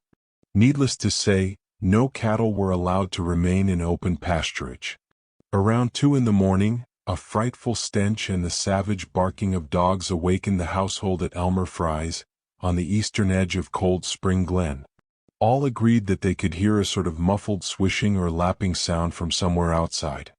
Mrs. Fry proposed telephoning the neighbors, and Elmer was about to agree when the noise of splintering would burst in upon their deliberations. It came apparently from the barn, and was quickly followed by hideous screaming and stamping among the cattle. The dogs slavered and crouched close to the feet of the fear-numbed family. Fry lit a lantern out of habit, but knew it would be death to go out into that black farmyard. The children and the womenfolk whimpered, kept from screaming by some obscure, primal instinct of defense which told them their lives depended on silence. At last, the noise of the cattle subsided to a pitiful moaning, and a great snapping, crashing, and crackling ensued. The Frys, huddled together in the sitting room, did not dare to move until the last echoes died away far down in Cold Spring Glen. Then, amidst the dismal moans from the stable and the demonic piping of late whippoorwills in the glen, Selina Fry tottered to the telephone and spread what news she could of the second phase of the horror. The next day all the countryside was in a panic. Cowed, uncommunicative groups came and went where the fiendish thing had occurred. 2 colossal swaths of destruction stretched from the glen to the Fry farmyard, monstrous prints covered the bare patches of ground, and one side of the old red barn had completely caved in. Of the cattle, only a quarter could be found and identified. Some of these were in curious fragments, and all that survived had to be shot. Earl Sawyer suggested that help be asked from Aylesbury or Arkham, but others maintained it would be of no use. Old Zebulon Whateley, from a branch that was halfway between respectable and degenerate, made darkly wild suggestions about rites that ought to be practiced on the hilltops. He came from a line where tradition ran strong, and his memories of chantings in the great stone circles were not altogether connected with Wilbur and his grandfather. Darkness fell upon a stricken countryside, too passive to organize for real defense. In a few cases, closely related families would band together and watch in the gloom under one roof. But in general, there was only a repetition of the barricading of the night before, and a futile, ineffective gesture of loading muskets and setting pitchforks handily about. Nothing, however, occurred except some hill noises. And when day came, there were many who hoped that the new horror had gone as swiftly as it had come. There were even bold souls who proposed an offensive expedition down in the glen, though they did not venture to set an actual example to the still reluctant majority.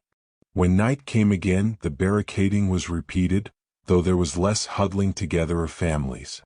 In the morning, both the Fry and the Seth Bishop households reported excitement among the dogs and vague sounds and stenches from afar. Early explorers noted with horror a fresh set of the monstrous tracks in the road skirting Sentinel Hill. As before, the sides of the road showed bruising indicative of the blasphemously stupendous bulk of the horror, while the conformation of the tracks seemed to argue a passage in 2 directions, as if the moving mountain had come from Cold Spring Glen and returned to it along the same path. At the base of the hill, a 30-foot swath of crushed shrubbery saplings led steeply upward. The seekers gasped when they saw that even the most perpendicular places did not deflect the inexorable trail. Whatever the horror was, it could scale a sheer stony cliff of almost complete verticality. As the investigators climbed around to the hill's summit by safer routes, they saw that the trail ended, or rather reversed, there. It was here that the Whateleys used to build their hellish fires and chant their hellish rituals by the table-like stone on May Eve in Hallowmas. Now that very stone formed the center of a vast space thrashed around by the mountainous horror. Upon its slightly concave surface was a thick and fetid deposit of the same tarry stickiness observed on the floor of the ruined Whateley farmhouse when the horror escaped. Men looked at one another and muttered. Then they looked down the hill. Apparently, the horror had descended by a route much the same as that of its ascent. To speculate was futile. Reason, logic, and normal ideas of motivation stood confused. Only old Zebulon, who was not with the group, could have done justice to the situation or suggested a plausible explanation. Thursday night began much like the others, but it ended less happily. The whippoorwills in the glen had screamed with such unusual persistence that many could not sleep. Around 3 a.m. all the party telephones rang tremulously. Those who picked up their receivers heard a fear-mad voice shriek out, "Help, oh my God!" And some thought a crashing sound followed the breaking off of the exclamation. There was nothing more. No one dared do anything, and no one knew until morning whence the call came. Then those who had heard it called everyone on the line and found that only the Friars did not reply. The truth appeared an hour later, when a hastily assembled group of armed men trudged out to the Fry place at the head of the glen. It was horrible yet hardly a surprise. There were more swaths and monstrous prints, but there was no longer any house. It had caved in like an eggshell, and among the ruins, nothing living or dead could be discovered. Only a stench and a tarry stickiness. The Elmer Friars had been erased from Dunwich. Chapter 8. Meanwhile, a quieter, yet even more spiritually impactful phase of the horror had been darkly unfolding itself behind the closed door of a shelf-lined room in Arkham. Wilbur Whateley's curious manuscript, or diary, delivered to Miskatonic University for translation, had caused much worry and bafflement among experts in both ancient and modern languages. Its very alphabet, despite a general resemblance to the heavily shaded Arabic used in Mesopotamia, was completely unknown to any available authority. The linguist's final conclusion was that the text represented an artificial alphabet, appearing to be a cipher. However, none of the usual methods of cryptographic solution seemed to furnish any clue, even when applied based on every tongue the writer might conceivably have used. The ancient books taken from Whateley's quarters, while absorbingly interesting and in several cases promising to open up new and terrible lines of research among philosophers and scientists, were of no assistance whatever in this matter. One of them, a heavy tome with an iron clasp, was in another unknown alphabet, this one of a very different style, resembling Sanskrit more than anything else. The old ledger was eventually given entirely into the charge of Dr. Armitage, both because of his peculiar interest in the Whateley matter and because of his wide linguistic learning and skill in the mystical formulas of antiquity and the Middle Ages. Armitage had an idea that the alphabet might be something esoterically used by certain forbidden cults that have come down from old times, inheriting many forms and traditions from the wizards of the Saracenic world.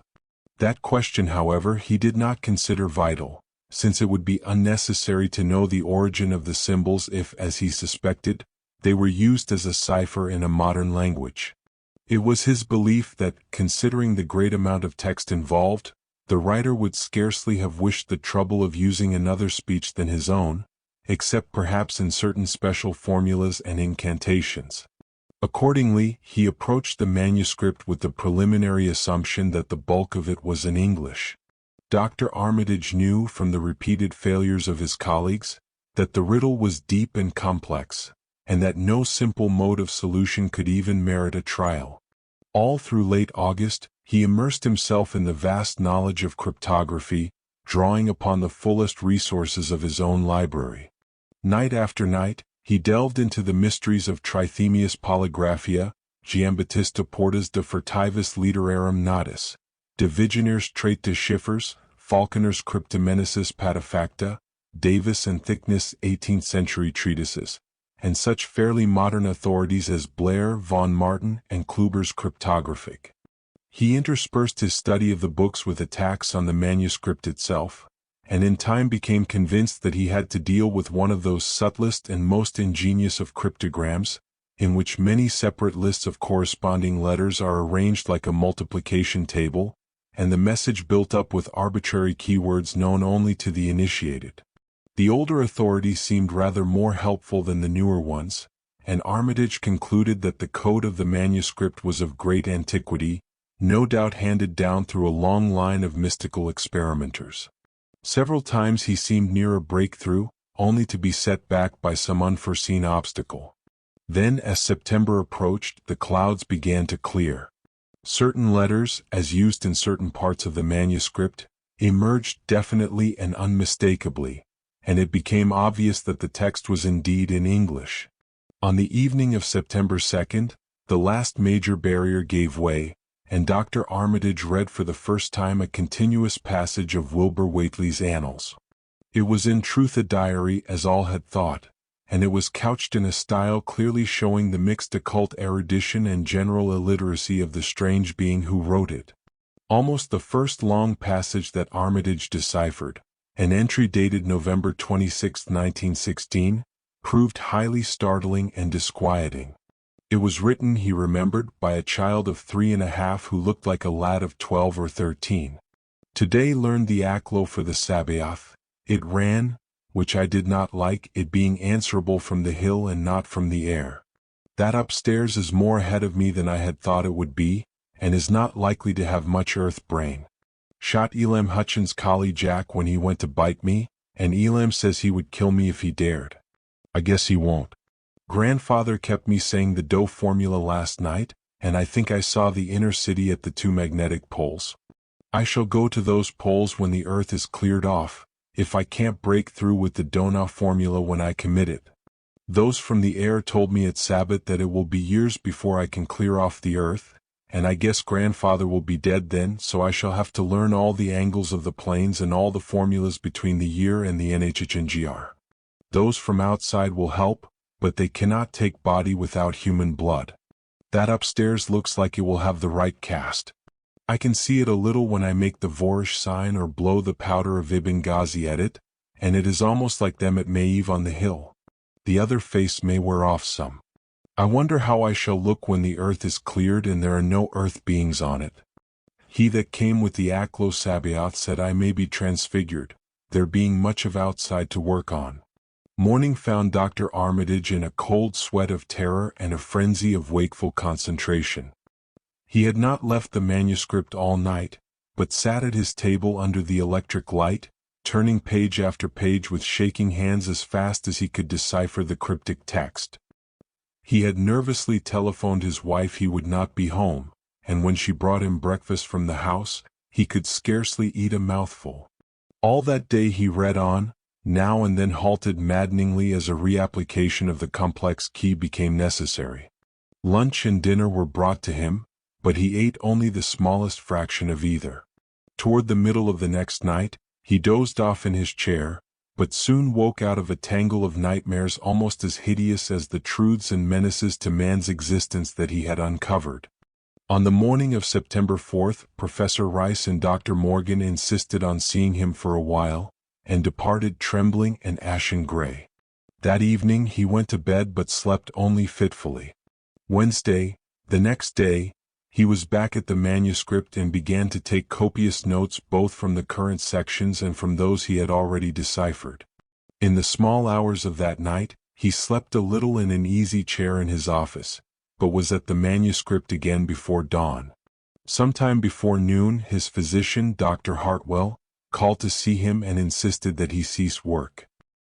He refused, intimating that it was of the most vital importance for him to complete the reading of the diary, and promising an explanation in due course. That evening, just as twilight fell, he finished his terrible perusal and sank back exhausted. His wife, bringing his dinner, found him in a half-comatose state. But he was conscious enough to warn her off with a sharp cry when he saw her eyes wander toward the notes he had taken. Weakly rising, he gathered up the scribbled papers and sealed them all in a large envelope, which he immediately placed in his inside coat pocket. He had sufficient strength to get home, but was so clearly in need of medical aid that Dr. Hartwell was summoned at once. As the doctor put him to bed, he could only mutter over and over again, "But what, in God's name, can we do?" Dr. Armitage slept, but was partly delirious the next day. He made no explanations to Hartwell, but in his calmer moments spoke of the imperative need for a long conference with Rice and Morgan. His wilder wanderings were very startling indeed, including frantic appeals that something in a boarded-up farmhouse be destroyed, and fantastic references to some plan for the extirpation of the entire human race and all animal and vegetable life from the earth by some terrible elder race of beings from another dimension. He would shout that the world was in danger, since the elder things wished to strip it and drag it away from the solar system and cosmos of matter into some other plane or phase of entity from which it had once fallen, untold eons ago. At other times, he would call for the dreaded Necronomicon and the demonolatria of Remigius, in which he seemed hopeful of finding some formula to check the peril he conjured up. Stop them, he would shout. Those Whateleys meant to let them in, and the worst of all is left. Tell Rice and Morgan we must do something. It's a blind business, but I know how to make the powder. It hasn't been fed since the 2nd of August, when Wilbur came here to his death, and at that rate. But Armitage had a sound physique despite his 73 years, and slept off his disorder that night without developing any real fever. He woke late Friday clear of head, though sobered by a gnawing fear and tremendous sense of responsibility.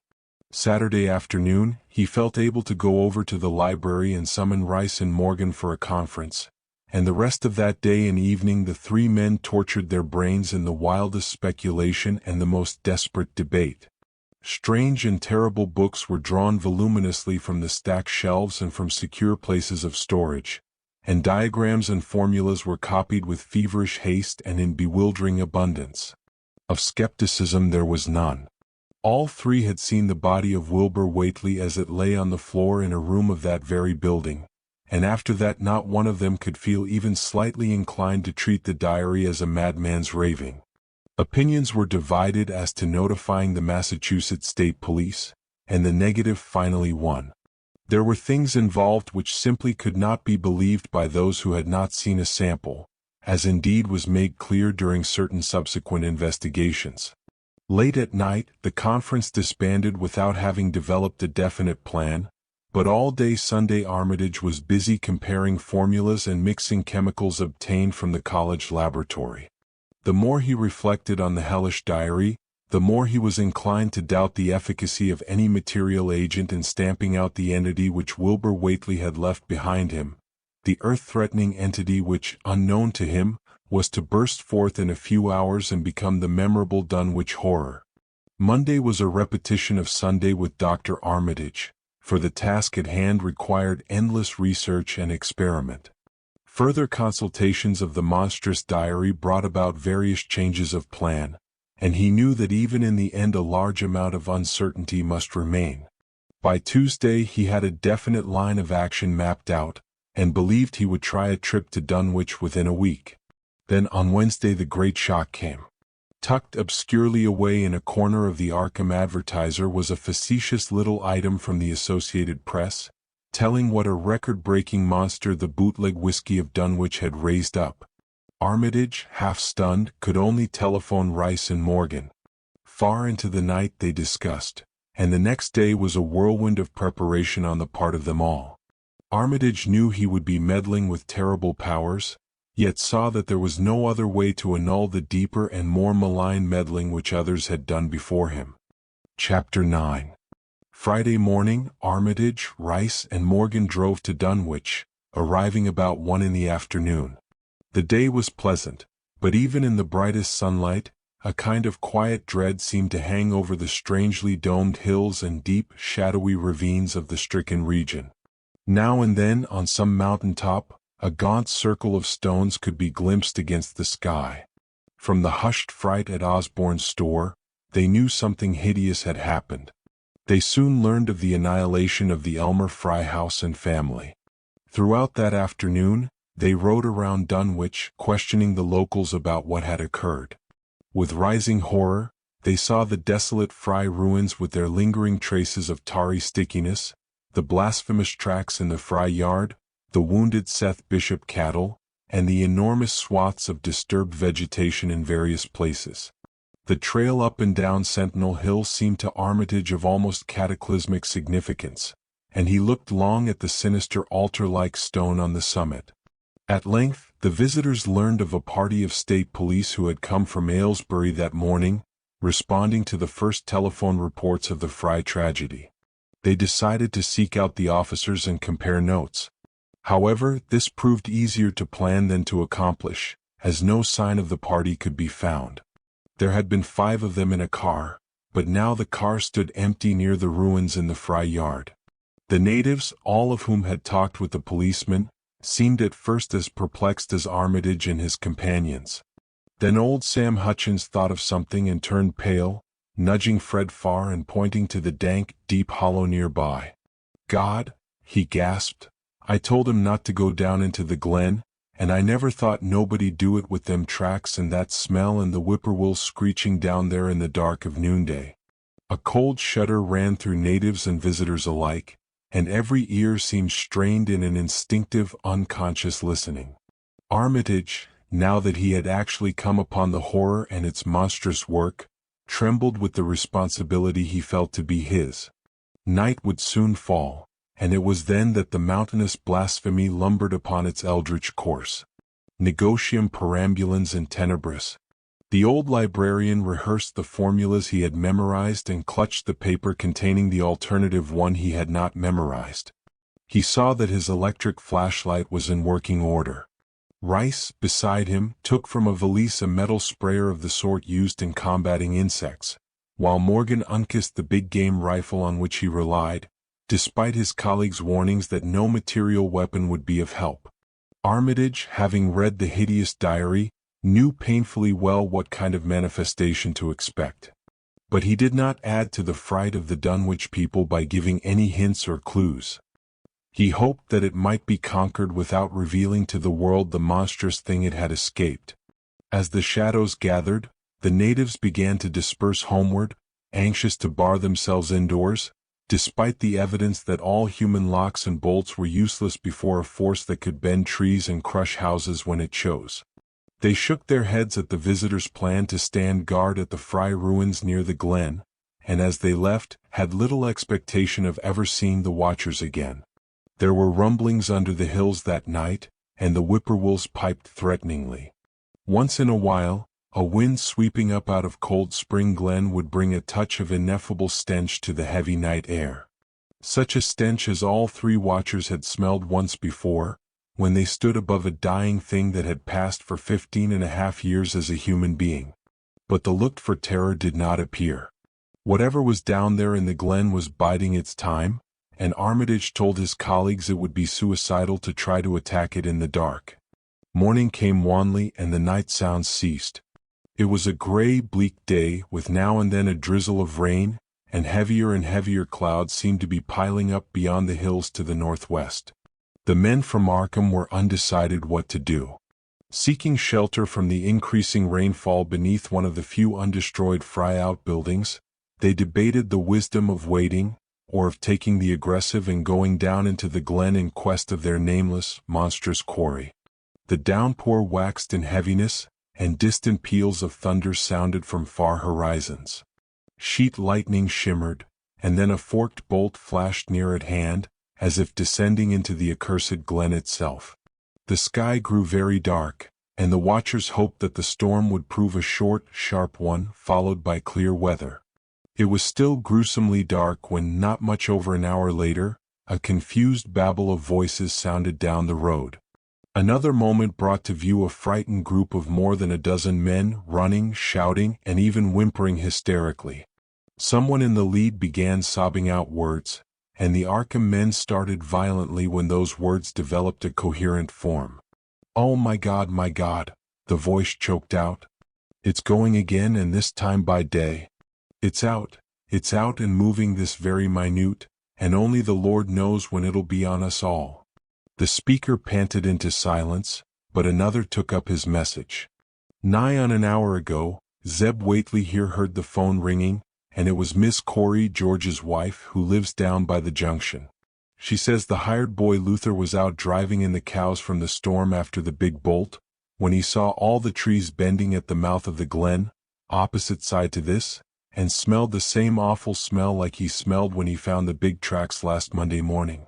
And he says there was a swishing, lapping sound, more than what the bending trees and bushes could make, and all of a sudden the trees along the road began to get pushed one side, and there was an awful stomping and splashing in the mud. But mind you, Luther, he didn't see nothing at all, only just the bending trees and underbrush. Then far ahead where Bishop's Brook goes under the road, he heard an awful creaking and straining on the bridge, and says he could tell the sound of wood starting to crack and split. And all the while he never saw a thing, only them trees and bushes bending. And when the swishing sound got very far off, on the road towards Wizard Whateley's and Sentinel Hill, Luther he had the guts to step up where he'd heard it first and look at the ground. It was all mud and water, and the sky was dark, and the rain was wiping out all tracks about as fast as could be, but beginning at the glen mouth where the trees had moved, there were still some of them awful prints big as barrels like he'd seen Monday. At this point the first excited speaker interrupted. "But that ain't the trouble now, that was only the start. Zeb here was calling folks up and everybody was listening in when a call from Seth Bishop's cut in. His housekeeper Sally was carrying on fit to kill. She'd just seen the trees bending beside the road, and says there was a kind of mushy sound, like an elephant puffing and treading, heading for the house. Then she up and spoke sudden of a fearful smell, and says her boy Chauncey was screaming as how it was just like what he smelled up to the Whateley ruins Monday morning. And the dogs were all barking and whining awful. And then she let out a terrible yell, and says the shed down the road had just caved in like the storm had blown it over, only the wind wasn't strong enough to do that. Everybody was listening and we could hear lots of folks on the wire gasping. All at once Sally she yelled again, and says the front yard picket fence had just crumbled up, though there wasn't no sign of what done it. Then everybody on the line could hear Chauncey and old Seth Bishop yelling too, and Sally was shrieking out that something heavy had struck the house. Not lightning nor nothing, but something heavy against the front, that kept launching itself again and again, though you couldn't see nothing out the front windows. And then, lines of fright deepened on every face, and Armitage, shaken as he was, had barely enough poise to prompt the speaker. And then, Sally she yelled out, "Oh help, the house is caving in," and on the wire we could hear a terrible crashing and a whole flock of screaming, just like when Elmer Fry's place was took, only worse. The man paused and another of the crowd spoke. "That's all, not a sound nor squeak over the phone after that. Just still like. We that heard it got out Fords and wagons and rounded up as many able-bodied menfolk as we could get at Corey's place, and came up here to see what you thought best to do. Not but what I think it's the Lord's judgment for our iniquities, that no mortal can ever set aside." Armitage saw that the time for positive action had come, and spoke decisively to the faltering group of frightened rustics. "We must follow it, boys." He made his voice as reassuring as possible. "I believe there's a chance of putting it out of business. You men know that those Whateleys were wizards. Well, this thing is a thing of wizardry and must be put down by the same means. I've seen Wilbur Whateley's diary and read some of the strange old books he used to read, and I think I know the right kind of spell to recite to make the thing fade away. Of course, one can't be sure, but we can always take a chance. It's invisible, I knew it would be, but there's a powder in this long-distance sprayer that might make it show up for a second. Later on we'll try it. It's a frightful thing to have alive, but it isn't as bad as what Wilbur would have let in if he'd lived longer. You'll never know what the world has escaped. Now we've only this one thing to fight and it can't multiply. It can, though, do a lot of harm, so we mustn't hesitate to rid the community of it. We must follow it, and the way to begin is to go to the place that has just been wrecked. Let somebody lead the way. I don't know your roads very well, but I've an idea there might be a shorter cut across lots. How about it? The men shuffled about a moment, and then Earl Sawyer spoke softly, pointing with a grimy finger through the steadily lessening rain. I guess you can get to Seth Bishop's quickest by cutting across the lower meadow here, wading the brook at the low place and climbing through Carrier's mowing and the timber lot beyond. That comes out on the upper road mighty nigh Seth's, a little t'other side. Armitage, with Rice and Morgan, started to walk in the direction indicated, and most of the natives followed slowly. The sky was growing lighter, and there were signs that the storm had worn itself away. When Armitage inadvertently took a wrong direction, Joe Osborne warned him and walked ahead to show the right one. Courage and confidence were mounting, though the twilight of the almost perpendicular wooded hill which lay toward the end of their shortcut, and among whose fantastic ancient trees they had to scramble as if up a ladder, put these qualities to a severe test. At length they emerged on a muddy road to find the sun coming out. They were a little beyond the Seth Bishop place, but bent trees and hideously unmistakable tracks showed what had passed by. Only a few moments were consumed in surveying the ruins just around the bend. It was the Fry incident all over again, and nothing dead or living was found in either of the collapsed shells which had been the Bishop house and barn. No one cared to remain there amidst the stench and tarry stickiness, but all turned instinctively to the line of horrible prints leading on toward the wrecked Whateley farmhouse and the altar-crowned slopes of Sentinel Hill. As the men passed the site of Wilbur Whateley's abode they shuddered visibly, and seemed again to mix hesitancy with their zeal. It was no joke tracking down something as big as a house that one could not see, but that had all the vicious malevolence of a demon. Opposite the base of Sentinel Hill, the tracks left the road, and there was a fresh bending and matting visible along the broad swath marking the monster's former route to and from the summit. Armitage produced a pocket telescope of considerable power and scanned the steep green side of the hill. Then he handed the instrument to Morgan, whose sight was keener. After a moment of gazing, Morgan cried out sharply, passing the glass to Earl Sawyer and indicating a certain spot on the slope with his finger.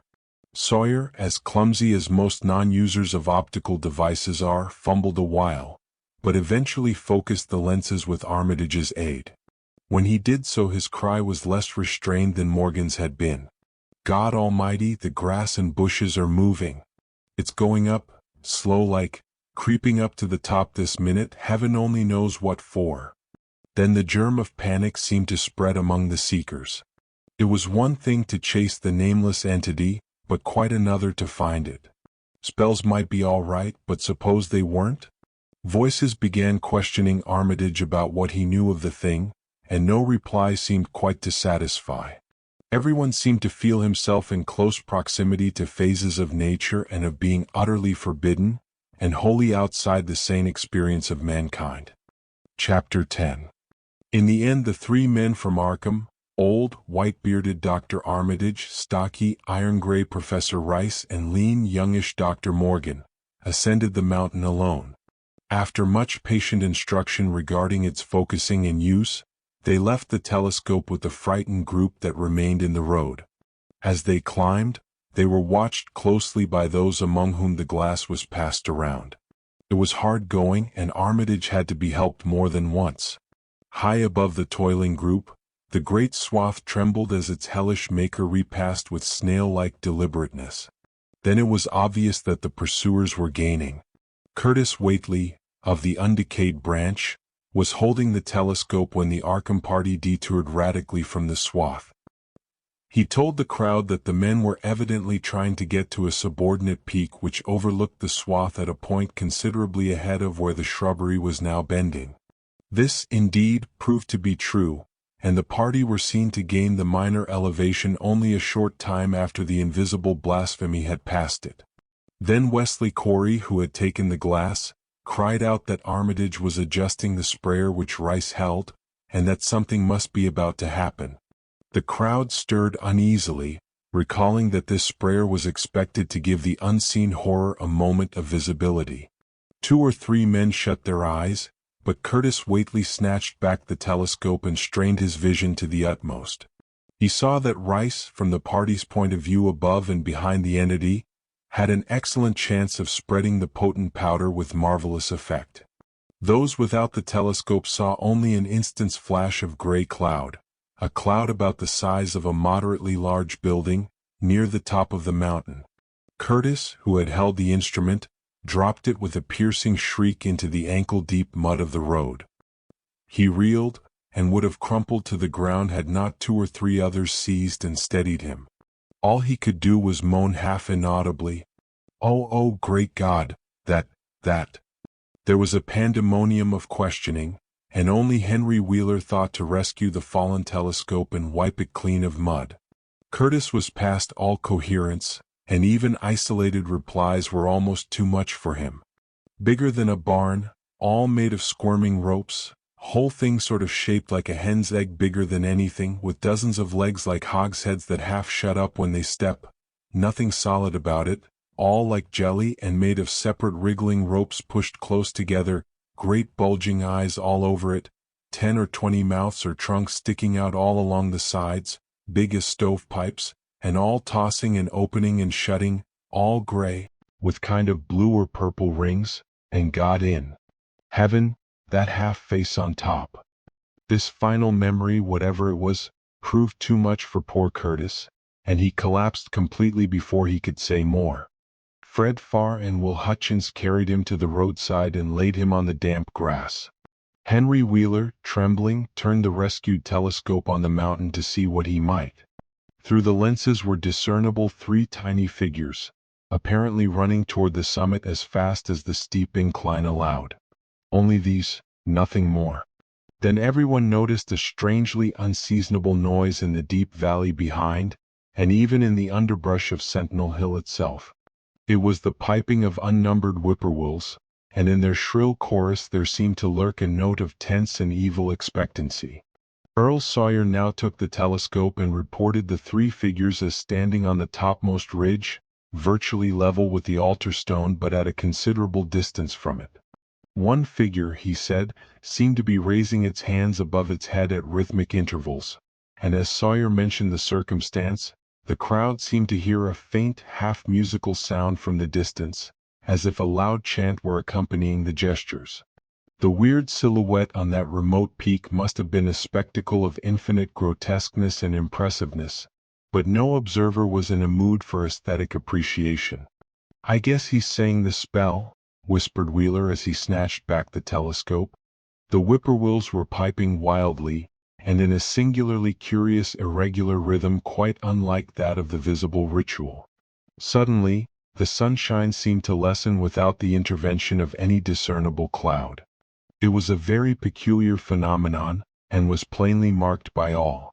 A rumbling sound seemed brewing beneath the hills, mixed strangely with a concordant rumbling which clearly came from the sky. Lightning flashed aloft, and the wandering crowd looked in vain for the portents of storm. The chanting of the men from Arkham now became unmistakable, and Wheeler saw through the glass that they were all raising their arms in the rhythmic incantation. From some farmhouse far away came the frantic barking of dogs. The change in the quality of the daylight increased, and the crowd gazed about the horizon in wonder. A purplish darkness, born of nothing more than a spectral deepening of the sky's blue, pressed down upon the rumbling hills. Then the lightning flashed again, somewhat brighter than before, and the crowd fancied that it had shown a certain mistiness around the altar stone on the distant height. No one, however, had been using the telescope at that instant. The whippoorwills continued their irregular pulsation, and the men of Dunwich braced themselves tensely against some imponderable menace with which the atmosphere seemed surcharged. Without warning came those deep, cracked, raucous vocal sounds which will never leave the memory of the stricken group who heard them. Not from any human throat were they born, for the organs of man can yield no such acoustic perversions.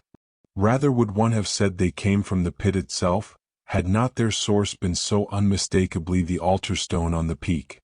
It is almost erroneous to call them sounds at all, since so much of their ghastly infrabass timbre spoke to dim seats of consciousness and terror far subtler than the ear, Yet one must do so, since their form was indisputably though vaguely that of half-articulate words.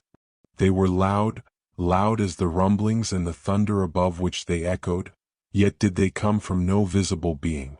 And because imagination might suggest a conjectural source in the world of non-visible beings, the huddled crowd at the mountain's base huddled still closer, and winced as if in expectation of a blow.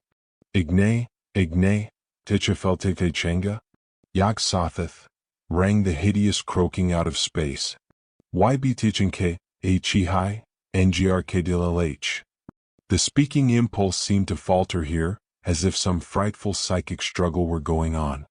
Henry Wheeler strained his eye at the telescope, but saw only the three grotesquely silhouetted human figures on the peak, all moving their arms furiously in strange gestures as their incantation drew near its culmination.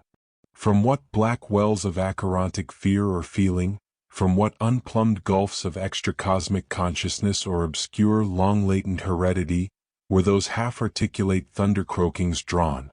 Presently they began to gather renewed force and coherence as they grew in stark, utter, ultimate frenzy. Ayyaha, Njika, Hya, help, Father, Wyojasotheth. But that was all. The pallid group in the road, still reeling at the indisputably English syllables that had poured thickly and thunderously down from the frantic vacancy beside that shocking altar stone, were never to hear such syllables again. Instead, they jumped violently at the terrific report which seemed to rend the hills, the deafening cataclysmic peal whose source, be it inner earth or sky, no hearer was ever able to place. A single lightning bolt shot from the purple zenith to the altar stone, and a great tidal wave of viewless force and indescribable stench swept down from the hill to all the countryside. Trees, grass, and underbrush were whipped into a fury, and the frightened crowd at the mountain's base, weakened by the lethal stench that seemed about to asphyxiate them, were almost hurled off their feet. Dogs howled from the distance, green grass and foliage wilted to a curious sickly yellow-gray, and over field and forest were scattered the bodies of dead whippoorwills. The stench left quickly, but the vegetation never came right again. To this day there is something queer and unholy about the growths on and around that fearsome hill. Curtis Whateley was only just regaining consciousness when the Arkham men came slowly down the mountain in the beams of a sunlight once more brilliant and untainted. They were grave and quiet, and seemed shaken by memories and reflections even more terrible than those which had reduced the group of natives to a state of cowed quivering. In reply to a jumble of questions, they only shook their heads and reaffirmed one vital fact. "The thing has gone forever," Armitage said. "It has been split up into what it was originally made of, and can never exist again. It was an impossibility in a normal world. Only the least fraction was really matter in any sense we know. It was like its father, and most of it has gone back to him in some vague realm or dimension outside our material universe, some vague abyss out of which only the most accursed rites of human blasphemy could ever have called him for a moment on the hills." There was a brief silence, and in that pause the scattered senses of poor Curtis Whateley began to knit back into a sort of continuity, so that he put his hands to his head with a moan. Memory seemed to pick itself up where it had left off, and the horror of the sight that had prostrated him burst in upon him again.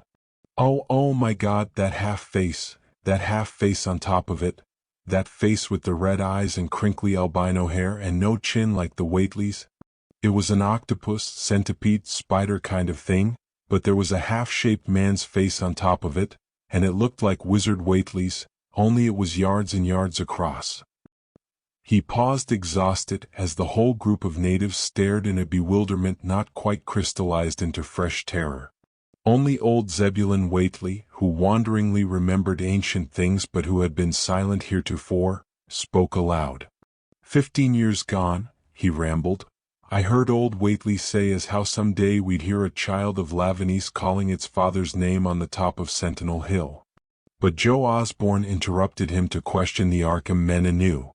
What was it anyhow, and however did young Wizard Whateley call it out of the air it came from? Armitage chose his words very carefully. It was mostly a kind of force that doesn't belong in our part of space.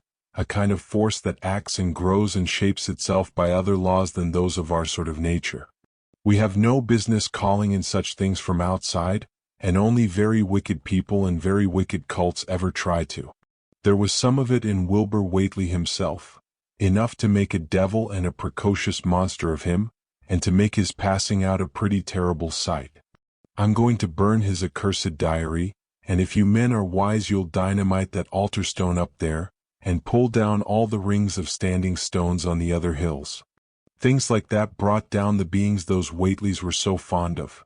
The beings they were going to let intangibly to wipe out the human race and drag the earth off to some nameless place for some nameless purpose. But as to this thing we've just sent back, the Whateleys raised it for a terrible part in the doings that were to come. It grew fast and big from the same reason that Wilbur grew fast and big, but it beat him because it had a greater share of the outsideness in it. You needn't ask how Wilbur called it out of the air. He didn't call it out.